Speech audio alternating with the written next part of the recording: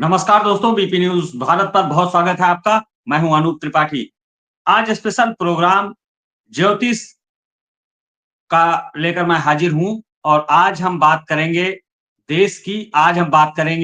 देश के प्रधानमंत्री की और लीडर ऑफ अपोजिशन यानी कि राहुल गांधी की। जब भी ज्योतिष में देश के भविष्य की गणना होती है या फिर प्रधानमंत्री और लीडर ऑफ अपोजिशन की जब उनके ग्रहों की गणना की जाती है तो ये माना जाता है कि दोनों एक दूसरे के पूरक हैं। ऐसे में 2025 का नया साल तमाम तरह की अलग-अलग आशंकाएं व्यक्त की जा रही हैं तमाम एक्सपर्ट्स की तरफ से। आज हमारा खास प्रोग्राम इसी पर आधारित है कि 2025 का जो नया वर्ष है, ये भारतवर्ष के लिए कैसा रहने वाला है। और जब भारतवर्ष की बात होती है, तो भारत को चलाने वाले यानी कि देश के प्रधानमंत्री नरेंद्र मोदी की कुंडली कैसी है, नरेंद्र मोदी के ग्रह कैसे हैं, इस पर चर्चा बेहद जरूरी हो जाती है। इसी पर चर्चा होगी और इसी के साथ विपक्ष के नेता यानी कि leader of opposition Rahul Gandhi के ग्रह कैसे हैं, उनकी कुंडली क्या कहती है, ये भी जानना बेहद जरूरी होता है, क्योंकि सत्ता पक्ष के साथ ही विपक्ष का रोल भी देश को आगे बढ़ाने में, देश को चलाने में बेहद अहम होता है। तो आज इसी पर हम इस स्पेशल प्रोग्राम में चर्चा करेंगे और जानेंगे कि प्रधानमंत्री नरेंद्र मोदी के ग्रह इस वर्ष कैसे हैं, राहुल गांधी के कैसे हैं और भारत का भविष्य 2025 में कैसा है। हमारे साथ स्पेशल खास मेहमान जुड़ रहे हैं। दुर्गेश मिश्रा जी ज्योतिष के प्रकांड विद्वान हैं। उन्होंने तैयार की है, खास जानकारी उनके पास है, वो हमारे इस प्रोग्राम में रखेंगे और जो आप सब तक हम पहुंचाएंगे इस स्पेशल प्रोग्राम के जरिए।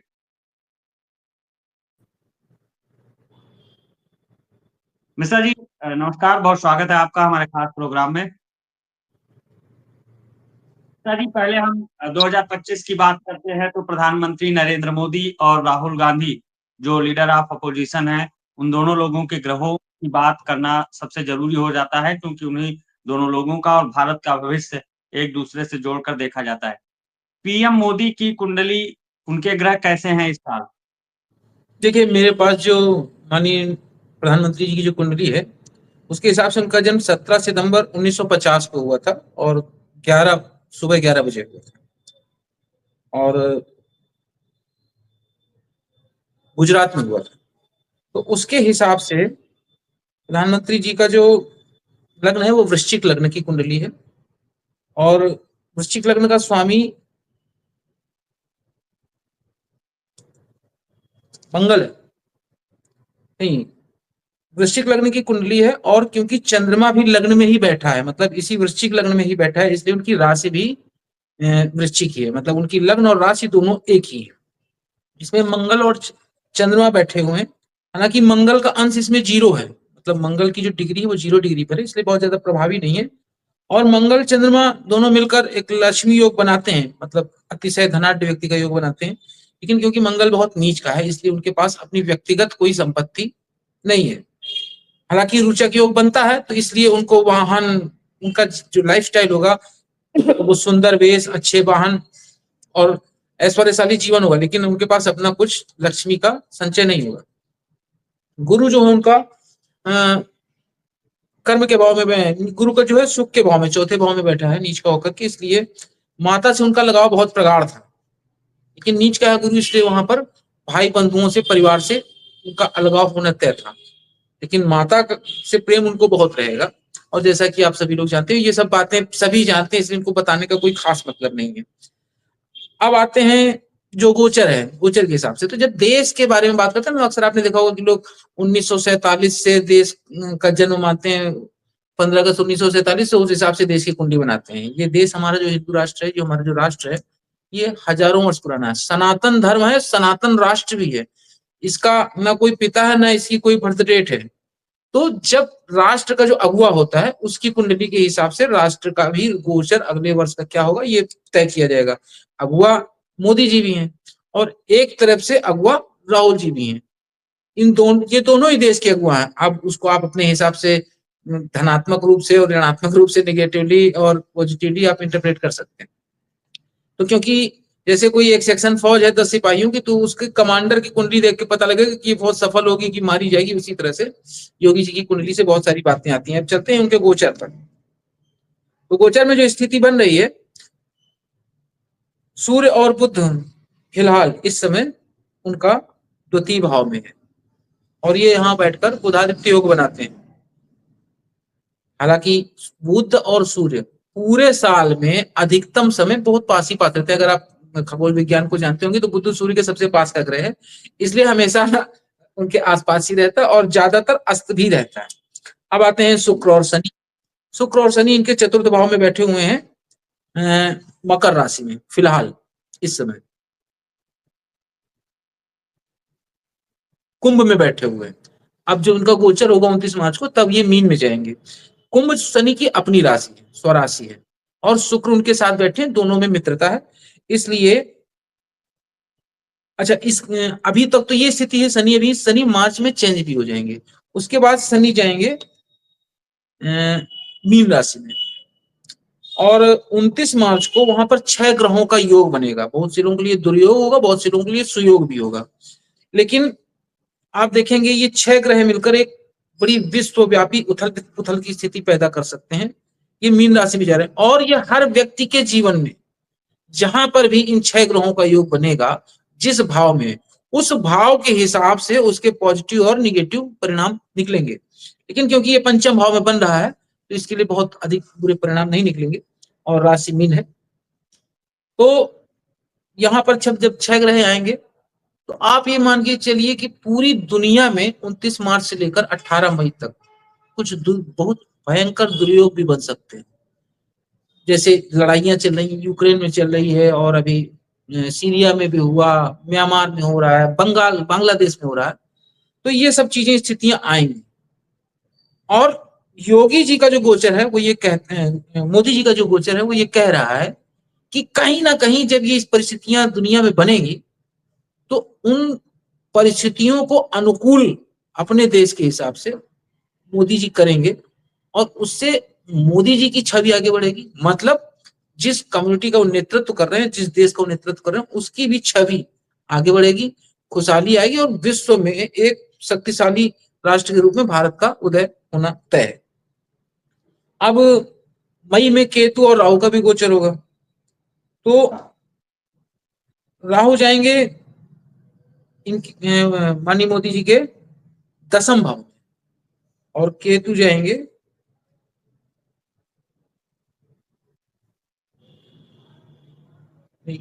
राहु जाएंगे 4th भाव में और केतु जाएंगे 10th भाव में। तो अब आप यहां देखिए कि राहु जो है वो 4th भाव में आएगा। 4th भाव क्या है? वो सुख, घर, मकान, वाहन, ये एक व्यक्ति की बात करें तो मतलब कि व्यक्ति के जो जीवन में वो फिक्स एसेट्स बनाता है, उसमें क्या होता है? घर होता है, गाड़ी होती है, परिवार की खुशहाली होती है, तो राहु उसमें जाएगा। तो राहु जो आकस्मिकता का कारक है और शनि की राशि में जाएगा, तो शनि की राशि में भी राहु ठीक ठाक फल देंगे वहां पर। तो आकस्मिक रूप से देश बाउंस करेगा, आगे बढ़ेगा देश। केतु जाएगा मोदी जी के कर्म भाव में। तो कर्म भाव में कुछ आप देखेंगे कि भाई उम्र भी बढ़ रही है। 10 साल से सुबह 4 बजे 3 बजे जगने वाला व्यक्ति रात में 12-1 बजे तक जगने वाला व्यक्ति, तो इससे ये हो सकता है कि कुछ शिथिलता उनके शारीरिक श्रम में आवे और मतलब कर्म उनका जो होता है, जो जो स्पीड थी वो स्पीड ना बनी रह सके। हालांकि इनकी कुंडली के हिसाब से मोदी जी शिथिलता तो उसमें आएगी, लेकिन इतनी शिथिलता नहीं आएगी कि वो नेतृत्व छोड़ दें। कभी भी वो मतलब किसी चीज से बिलगाव, देश के नेतृत्व से बिलगाव उनका कोई दूसरा नहीं करा पाएगा, वो खुद ही छोड़ेंगे जब भी छोड़ेंगे। अब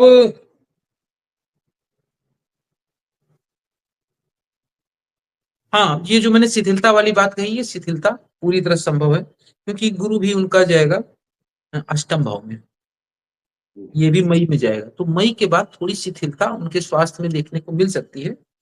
हालांकि जो गोचर शनि का होगा वो अच्छा होगा उनके लिए।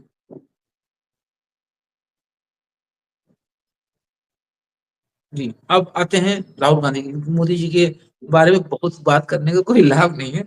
उनका कृतित्व, उनका कर्म, उनका श्रम सभी देख रहे हैं। सबके जोर लगाने के बाद राहुल भी देश विदेश से भी जोर लगाने के बाद उनको कोई डिगा नहीं पाया। अब आते हैं राहुल गांधी पे, जिनके बारे में बहुत कुछ रहस्य हैं, बहुत कुछ लोग जानते नहीं हैं। बिल्कुल लोग और जानना चाहते हैं। हाँ, तो अब आते हैं राहुल गांधी जी की कुंडली पर।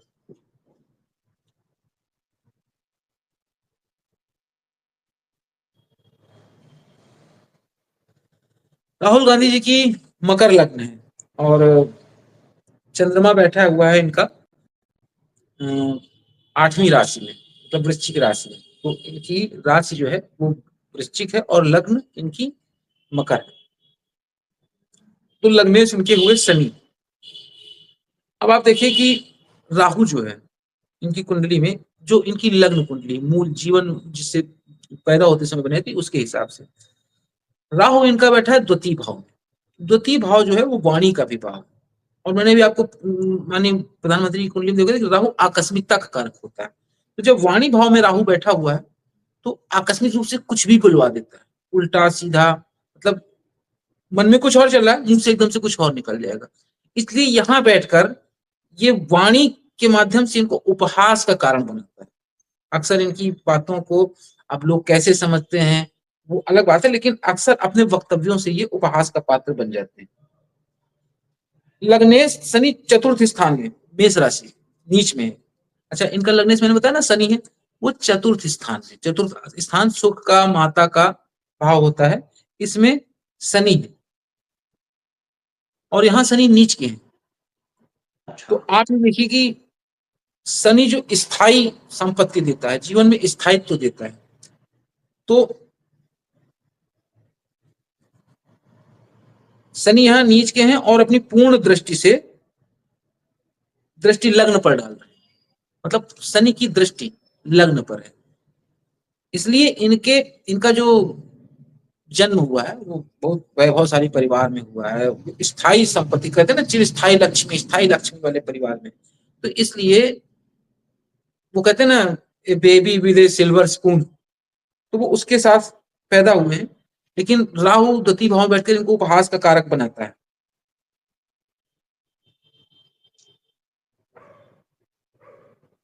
लेकिन एक चीज होती है, जब लग्नेश शनि और शनि की दृष्टि लग्न पर हो, तो ऐसे व्यक्ति के जो एफर्ट्स होते हैं, उसके जो प्रयास होते हैं, शनि क्या होता है, शनि की गति सभी ग्रहों में सबसे कम है।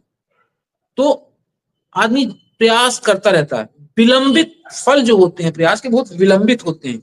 तो ऐसा नहीं कह सकते हैं कि राहुल गांधी सफल नहीं होंगे कभी, बिल्कुल सफल हो सकते हैं, लेकिन बहुत विलंब से सफल होंगे।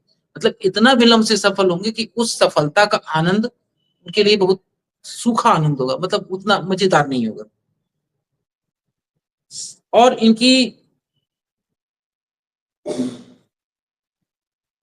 अच्छा, आप देखिए कि बहुत काबिल नेता है कांग्रेस में इनके अलावा, इनके पिता और उनके स्तर के और बहुत विद्वान नेता भी हैं। लेकिन कभी भी इनके इनका जो स्वामित्व है, इनका जो प्रभुत्व है पार्टी पर, उसको कोई प्रभावित नहीं कर पाएगा, क्योंकि सूर्य बैठा है इनके छठे भाव, मिथुन राशि का होकर के, और साथ में मंगल भी बैठे हुए हैं। सूर्य के साथ ज्यादा अंशों में कोई भी ग्रह रहेगा तो वो अस्त हो जाता है, तो यहाँ भी मंगल अस्त है। हालांकि मंगल है यहाँ पर। तो शत्रु, अब ये जो भाव होता है छठा भाव, ये क्या होता है, रोग का, ऋण का, शत्रु का। जहां बात आती है शत्रु, तो वहां एक चीज साथ में आती है, कंपटीशन। शत्रुता भी एक प्रकार का कंपटीशन है। तो ये भाव जो होता है, ये छठा भाव कंपटीशन का भी होता है।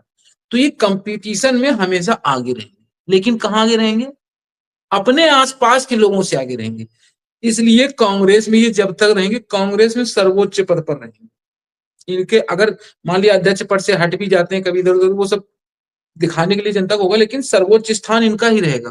और कांग्रेस पार्टी में इनके आगे कभी कोई जा नहीं पाएगा, क्योंकि मंगल भी इनका छठे भाव में, बुध जो है इनका पंचम भाव में बैठा हुआ है, वृष राशि का होकर के। और अच्छा, इस समय और आगे आने वाले समय में भी थोड़ी दिक्कत इसलिए होगी कि चंद्रमा की महादशा चल रही है इनकी, और चंद्रमा है इनके वृश्चिक राशि में। वृश्चिक राशि में चंद्रमा नीच का होता है। मोदी जी की कुंडली में भी अभी मैंने देखा था चंद्रमा मंगल साथ में बैठे, तो वहां भी चंद्रमा नीच का था और मंगल बिल्कुल कम अंशों का, 0 अंश का था। तो लग्न का कोई बहुत प्रभाव उनके ऊपर नहीं। मोदी जी ने अपने जीवन में जो कुछ भी पाया है वो सब उनके कर्म से आया है। मतलब उनको कुछ लग्न से नहीं मिला। उनके पैदा होने, हालांकि बहुत सारी चीजें सपोर्टिव हैं, लेकिन उनकी कुंडली में ज्यादातर चीजें ऐसी हैं जो कुंडली से वो सफल हुए ऐसा नहीं कहा जा सकता। लेकिन राहुल गांधी जी की कुंडली जो है वो ऐसी है जिसको देखकर ही पता लगता है कि वो ऐश्वर्यशाली व्यक्ति हैं, और जो कि है देश का सबसे बड़ा घराना है। अगर देखा जाए राजनीतिक घराना, तो मोदी जी तो बड़े हैं लेकिन उनका घराना कोई नहीं। इवन उनके भाई वगैरह भी उस स्थिति में नहीं है। तो चंद्रमा इनका नीच का और चंद्रमा की महादशा चल रही। तो अभी आगामी कुछ वर्षों तक मति भ्रम रहेगा। चंद्रमा मन का कारक होता है, मति भ्रम रहेगा, सफलता की संभावना नहीं दिखाई पड़ती है। और जैसा कि मैंने बताया कि द्वितीय भाव में राहु होने के कारण कुछ समस्याएं वाणी से संबंधित हैं।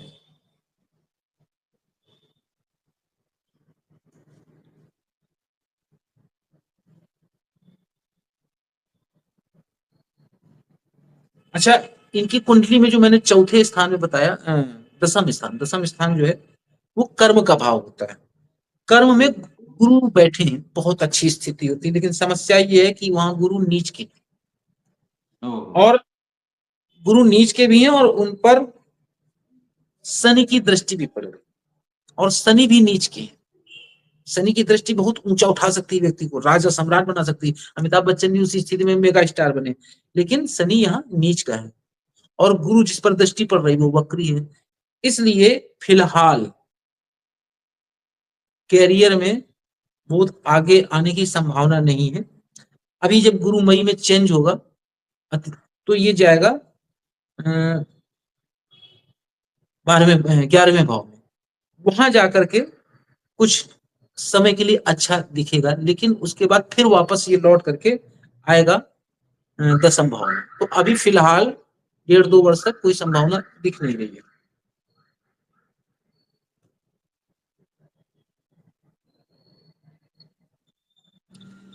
दूसरी चीज होती है नहीं, जैसे शनि और गुरु के बारे में बहुत सारी चीजें, तो आप ये समझ लीजिए कि शनि जिस स्थान पर बैठता है उसका कुछ नुकसान कर सकता है, नहीं, जिस स्थान पर बैठता है उसका हमेशा अच्छा करता है, लेकिन जिस स्थान पे दृष्टि डालेगा कभी कभी उसकी दृष्टि उस स्थान का बहुत नुकसान करती है। मतलब जैसे कि शनि यहाँ बैठा हुआ है इनके चतुर्थ भाव में, और उसकी पूर्ण दृष्टि पड़ रही इनके लग्न पर, है ना। लग्न जो होती है वो व्यक्तित्व होती है, व्यक्ति का स्वभाव होता है, उसका बाहरी कैसे दिखता है वैसा होता है। तो आप देखेंगे कि बहुत प्रभावशाली नहीं दिख रहे हैं। प्रोपोगंडा तो बहुत होता है, यात्राएं भी बहुत होती हैं, चलते फिरते मीलों तक है, लेकिन उसका बहुत प्रभाव नहीं पड़ रहा है। आप देखिए मोदी जैसा वृद्ध व्यक्ति, बहुत सामान्य शक्ल सूरत वाले व्यक्ति अगर प्रधानमंत्री नहीं होते तो कोई पूछता नहीं उनको, लेकिन वो प्रभावित कर ले जा रहे हैं, लेकिन ये प्रभावित नहीं कर पा रहे हैं। और शनि की नीच दृष्टि इनके कर्म स्थान पर भी पड़ रही है।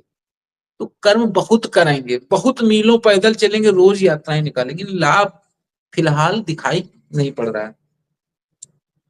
अच्छा, सप्तम भाव का स्वामी, सप्तम भाव का कर्क राशि है और इसका स्वामी नीच का होकर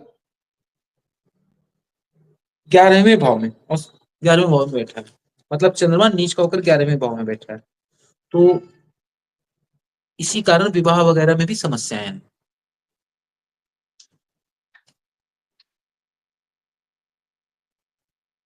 अच्छा, इसमें आप देखिए जो सप्तम भाव है, जो दाम्पत्य जीवन का भाव होता है, राहुल गांधी जी की कुंडली में वहां शुक्र बैठा है, बहुत अच्छा ग्रह होता है। अगर सप्तम भाव में शुक्र बैठा हुआ है, बहुत सुंदर, अति सुंदर सुशीला पत्नी का योग है। लेकिन समस्या ये है कि इनसे एक भाव पीछे, सप्तम भाव में है, एक भाव पीछे मतलब छठे भाव में सूर्य बैठा हुआ, क्रूर ग्रह बैठा हुआ, अति तेजस्वी ग्रह, और इसके एक भाव आगे मतलब अष्टम भाव में केतु बैठा। तो जब दो क्रूर दुष्ट ग्रहों के बीच के स्थान में कोई ग्रह होता है तो ये होता है पाप कर्तरी योग। मतलब कि उस स्थान का वहां पर बैठे शुभ ग्रह का प्रभाव भी समाप्त हो जाता है, इसलिए पत्नी का भी योग दिख नहीं रहा है। बाकी भाई बड़े लोग हैं कुछ भी करें, लेकिन पत्नी का योग नहीं दिख रहा है। अब इसमें राजनीतिक जीवन की जो बात है, तो राजनीति में सफलता कौन देता है?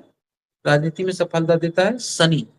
आध्यात्मिक गुरु के रूप में जो सफलता होती है, बड़े बड़े दार्शनिक विद्वान ओशो वैसे जो लोग होते हैं, वो जो रिलीजियस लीडरशिप होती है उसका कारक होता है गुरु, और पॉलिटिकल जो उच्चता होती है, सफलता होती है, उसका कारक होता है शनि। और शनि है इनकी कुंडली में नीच का, वो बैठा है सुख परिवार के भाव में और दृष्टि डाल रहा है कर्म के भाव में। राजनीतिक सफलता की गुंजाइश आप मान लीजिए नगण्य। हालांकि शुक्र वो जो सूर्य और मंगल बैठा है छठे भाव में, अपनी पार्टी में सर्वे सर्वा रहेंगे, देश में हमेशा अच्छे लीडरों में गिने जाएंगे, लेकिन राजनीतिक सफलता बड़ी समस्या है, संभवतः मुझे प्रतीत नहीं होती। राहु जो है वाणी के भाव में है, मैं पहले बता चुका हूं, इसलिए अनाप शनाप बोल देते हैं। हालांकि उनकी इंटेंशन वैसी नहीं होती, उनको देश के माहौल का, क्योंकि आम जनता के बीच में कभी रहने तो पता नहीं है। जैसे एक कहानी आपने सुनी कि लखनऊ में एक शाहजादी थी, तो उनको वजीरों ने बताया कि मैडम अकाल पड़ा हुआ है, लोगों के पास खाने को नहीं है, गरीब जनता से आप मिल ले तो थोड़ा जनता का उत्साह बढ़ेगा।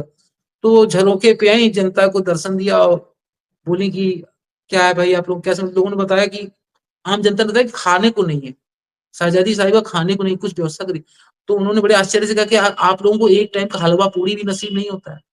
तो उस आर्थिक स्तर के लोग, उस सामाजिक स्तर के लोग आम जनता को समझ नहीं पाते, इसलिए कभी-कभी वो ऐसी बातें बोल देते हैं जो रेलेवेंट नहीं होती, प्रासंगिक नहीं होती, इसलिए आम जनता के बीच में वो उस उपहास का पात्र बन जाते हैं। तो कंक्लूजन निष्कर्ष ये है कि भी आने वाले समय में मोदी जी की लीडरशिप को जब तक वो सक्षम है, खुद चलने फिरने बोलने लायक हैं, उनको कोई नुकसान नहीं पहुंचेगा। वो जब चाहेंगे खुद ही छोड़ेंगे, उनसे कोई छुड़ा नहीं पाएगा। और राहुल गांधी जी का आगामी भविष्य में, अब आगामी भविष्य 5 साल में चुनाव होता है, तो 5 साल बता देता हूँ, इनको सफलता मिलने के चांसेस ना के बराबर, लेकिन कांग्रेस में वो शीर्ष पर रहे। इतना ही कह के धन्यवाद। जी मिश्रा जी, एक और छोटा सा सवाल। जी आपने नेता सदन हम कहें लोकसभा में यानी कि प्रधानमंत्री जी और एलओपी यानी कि राहुल जी, दोनों लोगों की कुंडली बाकायदा बताई। आखिरी एक लाइन में 2025 में और 26 में भारत का भविष्य कैसा दिख रहा है? भारत का भविष्य अगर प्रधानमंत्री जी की, माननीय प्रधानमंत्री जी की कुंडली से देखें तो अति सशक्त रूप में भारत उठेगा। प्रॉस्पेरिटी, जो खुशहाली देश में, ये भी बहुत बढ़ेगी। थोड़ा सा समय जो है 29 मार्च से लेकर 18 मई तक का समस्याओं भरा हो सकता है। कोई गंभीर बीमारी फैल सकती है, कोई जैसे प्राकृतिक आपदा होता है वो आ सकती है, युद्ध दुनिया में चल ही रहे हैं, लेकिन मोदी जी की कुंडली के हिसाब से वो देश को इन सब मुश्किलों से निकाल कर ले जाएंगे, और न सिर्फ निकाल कर ले जाएंगे लेकिन उच्च स्थान पर स्थापित भी करेंगे। बहुत अच्छी जानकारी दी मिश्रा जी, बहुत-बहुत धन्यवाद आपको, आपने समय दिया, कार्यक्रम में विचार रखे। प्रणाम आपको। हमारे साथ जुड़े हुए थे वरिष्ठ ज्योतिष के जानकार, ज्योतिष के प्रकांड विद्वान दुर्गेश मिश्रा जी। उन्होंने तमाम महत्वपूर्ण जानकारियाँ रखी इस हमारे खास प्रोग्राम में। देश का फ्यूचर कहें या फिर हम देश का भविष्य कहें 2025 का कैसा रहने वाला है, और खास तौर पर जब देश की बात होती है तो देश को चलाने वाले यानी कि प्रधानमंत्री नरेंद्र मोदी की कुंडली क्या कहती है। उन्होंने पॉइंट वाइज एक-एक ग्रह कहाँ है, किस युति में है, किस स्थिति में है और उसका असर क्या होगा, उन्होंने जानकारी दी। और इसके साथ ही एलओपी यानी कि लीडर ऑफ अपोजिशन, विपक्ष के नेता की भी महत्वपूर्ण जिम्मेदारी, महत्वपूर्ण भागीदारी होती है देश के आगे बढ़ने में। तो राहुल गांधी जी का भविष्य और राहुल गांधी जी के ग्रह क्या कह रहे हैं, इस पर भी उन्होंने पॉइंट वाइज महत्वपूर्ण जानकारी दी। उम्मीद है आपको ये प्रोग्राम ज़रूर पसंद आया होगा। आपको अच्छा लगा हो या आप कोई अपने प्रतिक्रिया देना चाहते हैं तो ज़रूर कमेंट करें हमारे इस प्रोग्राम पर और अपनी राय ज़रूर दें। नमस्कार।